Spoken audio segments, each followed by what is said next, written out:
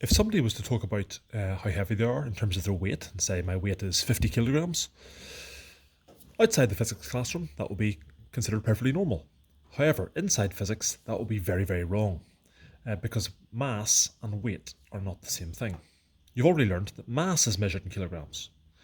Weight isn't. Outside of physics, they're pretty much the same thing. People treat them in the same way. But inside physics, we have to be a bit more specific. So what's the difference between mass and weight? Mass is a measure of how much matter there is, how much stuff there is. Let's consider this. This is a mass of 1 kilogram, same as a bag of sugar at home. No matter where I go, if I bring that to space or into the sea, there's still the same amount of stuff there, there's still the same amount of matter.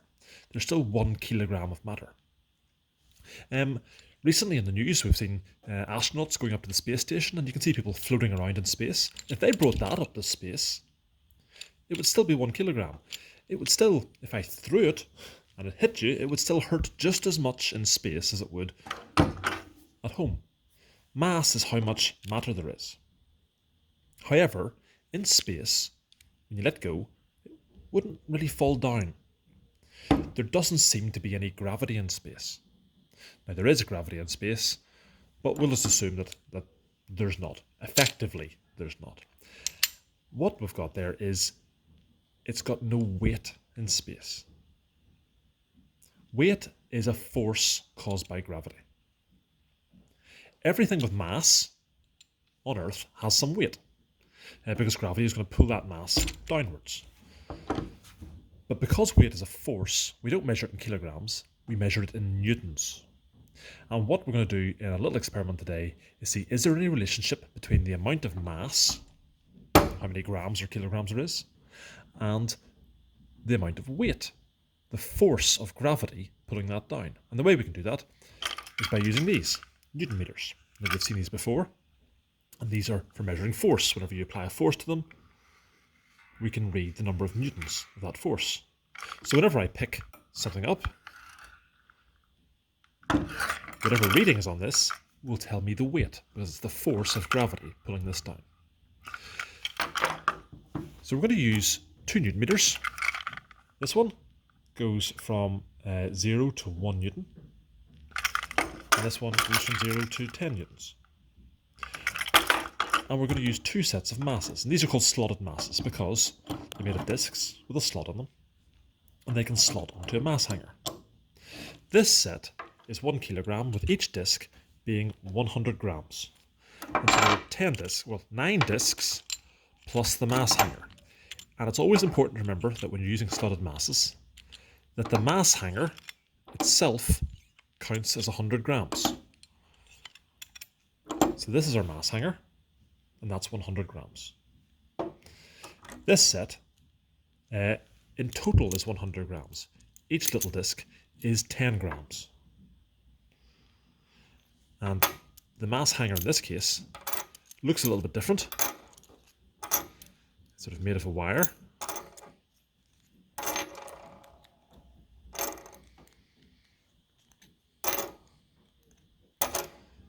But that too is 10 grams and counts as 10 grams. So we're going to use different masses, hang them on our Newton meters, and see what weight each mass has, and see, is there any relationship between mass and weight? This is the experiment on page 8 in your forces notes. And you're asked to collect a mass and suspend it from a Newton meter. I've got my Newton meters here, and I'm hanging it on a retort stand so I can keep it free from my hands. And we're going to hang different weights on it. You might not see the weights, they might pop off the bottom of the screen, but we'll be able to read the reading that's on the Newton meter. And we're going to record those as we go along. So the first mass is for 10 grams, which is just the mass hanger itself. And if we hang that on, first of all, we need to make sure that we have zeroed our meter. So let's make sure we've got that zeroed. It's a little bit below 1.0. So now I've got that at 0, and it is for me. And if we hang that on, and that 10 grams has gone to 0.1 newtons.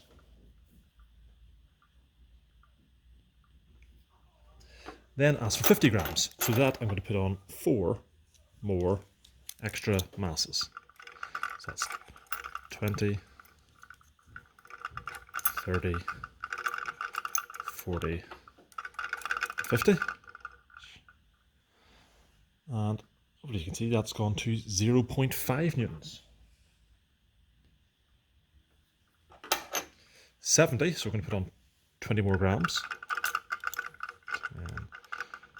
20.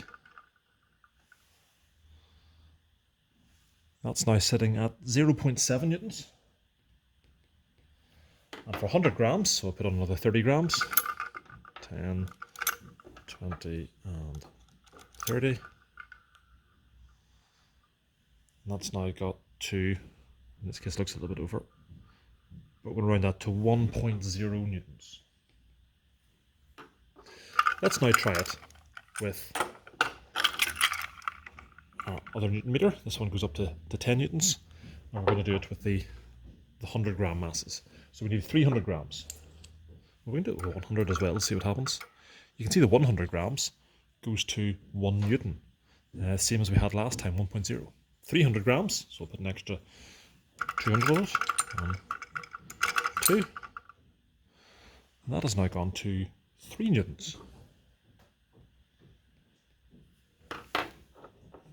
500 grams, so an extra 200 grams.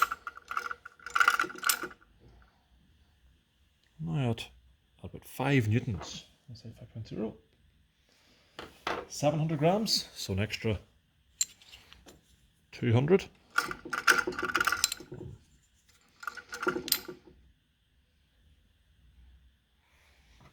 And we're at now 7 newtons. And finally, for a full kilogram, so we'll put another 300 grams on.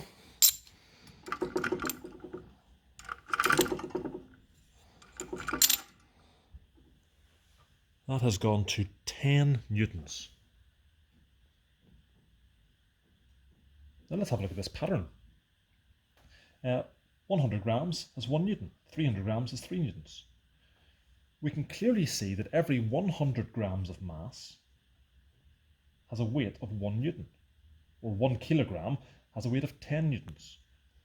And that's due to the strength of gravity on Earth. We say that the strength of gravity on Earth is 10 newtons per kilogram. And that's a very important thing you're going to have to remember. You'll need to be able to convert weight and mass backwards and forwards. So there's a conclusion. 100 gram mass has a weight of 1 newton on Earth. Every 1 kilogram mass has a weight of 10 newtons. If we were somewhere with no gravity at all, deep in space, there would be no weight at all. There'd still be mass. We say that's outside a gravitational field, there would be mass, but no weight. Somewhere like the moon, the gravitational field is a lot weaker. So there's the same amount of mass. If an astronaut went to the moon, there wouldn't be any less of them, but gravity wouldn't be pulling them down as much. So they would have less weight, but the same mass. So we say the Earth's gravitational field strength is 10 newtons per kilogram. So the Earth's gravitational field pulls with a force of 10 newtons on each kilogram of mass. And at 1 kilogram mass, it'll have 10 newtons. So if somebody has 80 kilograms, they'll have a weight of 800 newtons. So if we looked at a bit of an example here, what's the weight of a 20 kilogram child on Earth? Well, their weight is going to equal their mass in kilograms times 10. So it's 20 times 10 equals 200 newtons. Now, it's only kilograms you multiply by 10. You wouldn't multiply grams by 10. If something had a mass of 300 grams, you wouldn't multiply by 10. You say 300 grams is 0.3 kilograms. 0.3 times 10 is 3 newtons.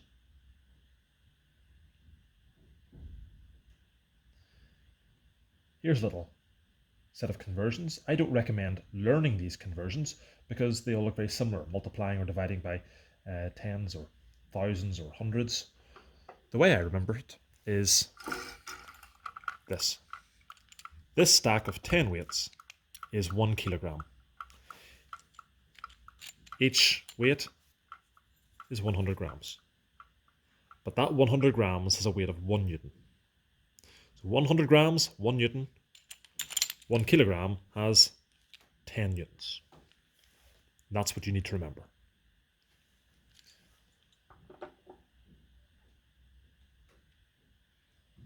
So in summary, and this is at the top of page 8, what is mass and weight? Mass is a measure of the amount of matter in an object, and it's measured in kilograms.